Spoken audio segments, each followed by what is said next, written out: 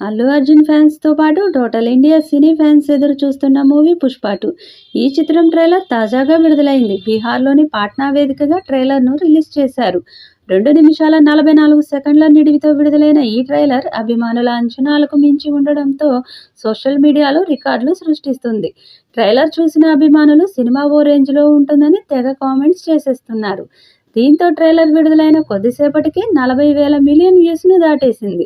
రానున్న రోజుల్లో మరిన్ని వ్యూస్ వస్తాయని, కొత్త రికార్డులను సృష్టిస్తుందని చెప్తున్నారు.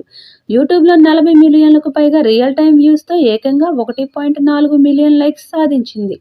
సినిమా ట్రైలర్‌లో మాస్ ఎలిమెంట్స్ బాగుండడంతో సినీ అభిమానులు రిపీట్ మోడ్‌లో ఉంచి ట్రైలర్‌ను పదే పదే చూస్తుండడంతో ఈ రికార్డ్ క్రియేట్ అయింది. ఇక ట్రైలర్ సూపర్ హిట్ అవడంతో అదే జోరును కొనసాగించాలని ఆ చిత్రం నుండి మూడో పాటను కూడా విడుదల చేయబోతున్నట్టుగా సమాచారం. దేవిశ్రీ ప్రసాద్ అందించిన మాస్ బీట్‌ని విడుదల చేయడానికి సన్నాహాలు చేస్తున్నారు.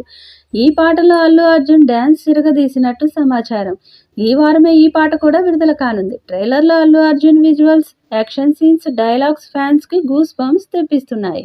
ముఖ్యంగా బన్నీ మేనరిజం పార్ట్ 1 మించి ఉంది. ఇక దేవి బీజిఎం సినిమాకి హైలైట్‌గా ఉండబోతున్నట్లు తెలుస్తుంది.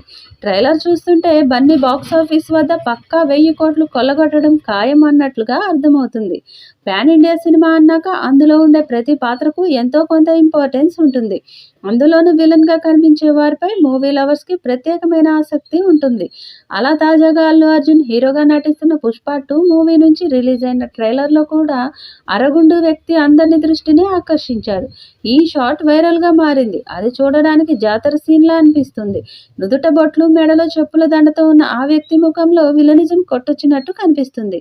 ఇదిలా ఉండగా 'పుష్ప 2' మూవీలో భాన్వర్ సింగ్ షెకావత్‌గా మరోసారి ఫహద్ ఫాజిల్ సందడి చేయబోతున్నారు.